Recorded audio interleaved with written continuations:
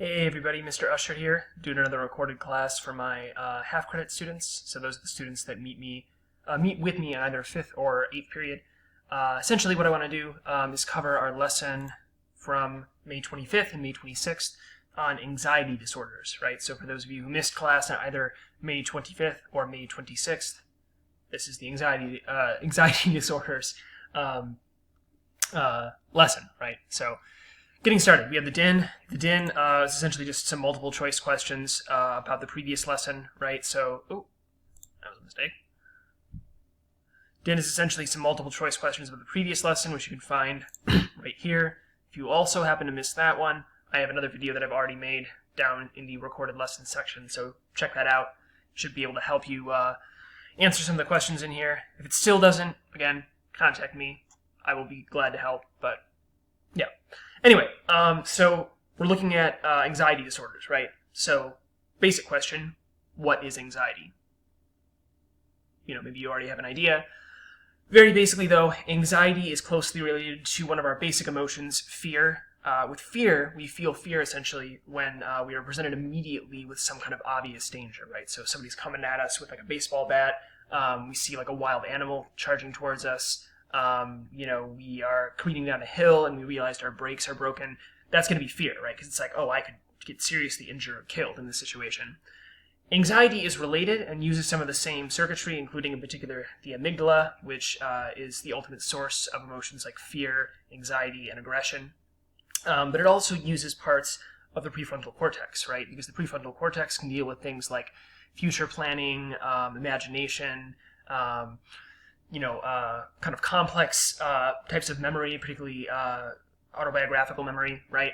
And so because of this, anxiety essentially is related to fear in that anxiety is, unlike a clear and present danger, anxiety is about potential threats that are either possibly going to happen in the future, they may or may not happen, are far away from us, and so, we probably can't do anything about it, or even on occasion have already happened, right? People have anxiety about things that already happened, which, of course, if you think about it, right, is irrational, because what can you do to change things that have already happened?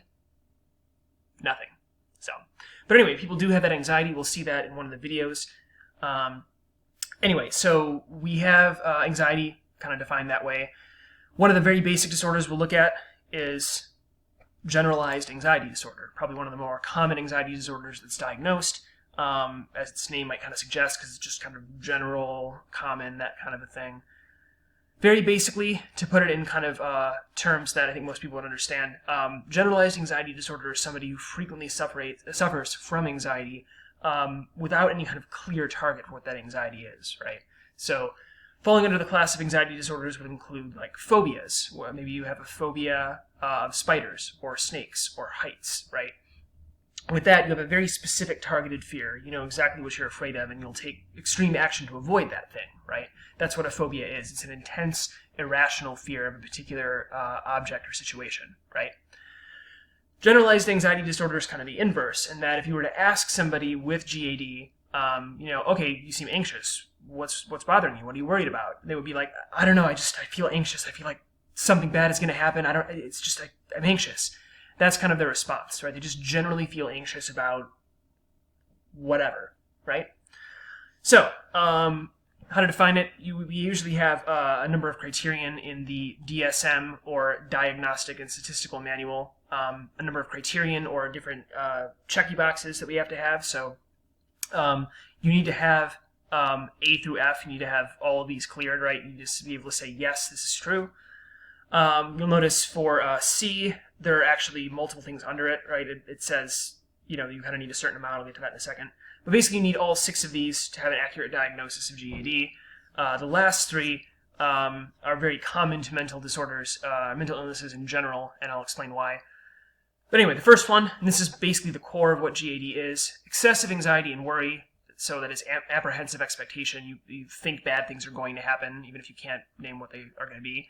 Occurring more days than not, so a majority of the days, for at least 6 months, right? So this is like half of a year. This is a fairly long period of time, right? This isn't just like, I had a couple of days where I felt really, really anxious. No, this is like at least 6 months of this. About a number of activities or events, right? So it's also not just restricted to one place or one thing, because remember, it's general, right? Second one, B, the individual finds it difficult to control the worry. Many people get anxious, right? But then they have things that can help calm them down, help them chill. Maybe you drink a tea, maybe you meditate, maybe you pet your dog, maybe you go for a walk in the park. You have your coping mechanisms, basically. For this individual, they've tried a number of coping mechanisms, but nothing works, right? No matter what kind of basic everyday life thing they do to try to calm down, it just doesn't work, right? So that's the second one. Third one, the anxiety and worry are associated with 3 or more of the following 6 symptoms. So to qualify for C, you need to have at least 3 of these 6. These are restlessness, kind of just constantly jittering around. You can't feel like you can calm down at all. You can't feel like you can stop moving. Being easily fatigued, right? So you feel like you get very tired from just doing simple things. Difficulty concentrating or your mind going blank. This is generally poor ability to concentrate, right? Or you were paying attention to something and all of a sudden you just completely forget, right? So concentration, whether or not it's obvious, is an important part of the anxiety process, because when we feel anxious in situations, when we feel fearful as well, it actually makes sense that we kind of drop our attention to other kind of not, trivial things and we focus solely on the fear. But if you're having this constant anxiety over nothing in particular, then you basically can't concentrate on much of anything, right? 4 is irritability, so just kind of being testy, kind of snapping at people for little things. Also maybe a non-obvious one, but yeah, a lot of people with chronic anxiety are also very irritable. Physical symptoms are the next 2. For 5, it's muscle tension, you feel like it's difficult to contract and expand your muscles because they're so tensed from this constant flow of adrenaline that you have. And then sleep disturbances, right? Almost always difficulty falling or staying asleep. Very rarely would you have hypermania, which is where you sleep too much. Instead, you have hypomania, where it's difficult to get enough sleep. All right, so those are the first 3, A, B, and C. D, and this is a common one for just about any mental illness. The anxiety, worry, or physical symptoms cause clinically significant distress or impairment in social, occupational, or important areas of functioning, right? So that is 2 of the Ds right there. Distress, so you feel bad about having this anxiety, and dysfunction, right? So it's causing very obvious, clinically significant dysfunction in some areas, like a social relationship, a job, schooling, what have you. Now, in terms of the other Ds, right, the deviance, I think, is hopefully kind of obvious. Most of the time when we feel anxious, we can tell people oh, well, I'm anxious about blank. But if you can't name where your anxiety is coming from, if you just constantly feel generally anxious, that's a little unusual, right? In terms of danger, thankfully, it's not that dangerous in the immediate. However, if you have this for years and years and years, that chronic stress that you're feeling and living with can wreak havoc on the body. It can increase your chances of having a stroke, getting heart disease. It can probably just generally shorten your lifespan because it increases the aging process. So ideally, you want to treat this. Yeah. So E and F, these are basic differential diagnosis things. So you want to do these with any mental illness to make sure it's really the thing you're trying to diagnose and not some other thing that looks kind of similar. So E, disturbance is not attributable to physiological effects of a substance, maybe you smoke some marijuana and that caused you to become very anxious and panicky. That's not GAD. Or a medical condition, right? So maybe you have a condition like they suggest hyperthyroidism, and that is leading to a temporary state of heightened anxiety, which I believe can happen. That's also not GAD. That's a side effect of this physical condition you have. And then finally, we also want to make sure it's not being confused with another mental illness, right? So it shouldn't be better explained by another kind of thing, right? Like a phobia, including a social phobia, separation anxiety, PTSD, obsessive-compulsive disorder. We want to rule all of these out, right? Just be careful that we're really diagnosing the right thing. Anyway, that is GAD, Generalized Anxiety Disorder. The rest of the lesson kind of focused on these 2 videos here. Focused on these 2 videos here.